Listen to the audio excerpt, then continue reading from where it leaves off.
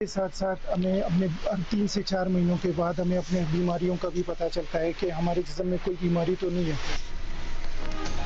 आज खून अतिया करने का आलमी दिन है। एक बोतल खून किसी की जिंदगी बचा सकती है। ताहम बलोचिस्तान में आगाही की कमी के बायस रज़ाकाराना खून अतिया करने का रुझान कम है। जरूरत के वक्त महफूज खून की दस्तियाबी बड़ा चैलेंज बनी है। वजीर आला पंजाब मरीम नवाज की नौजवानों से खून अतिया करने के कार्य खैर में बढ़ चढ़ कर हिस्सा लेने की अपील। कहा कि रज़ाकाराना तौर पर खून का अतिया करने वाले पूरे मुआशरे के मोहसिन हैं। सेफ सिटी वेबसाइट या करीबी पुलिस खिदमत मरकज पर भी बतौर डोनर रजिस्ट्रेशन करवाई जा सकती है।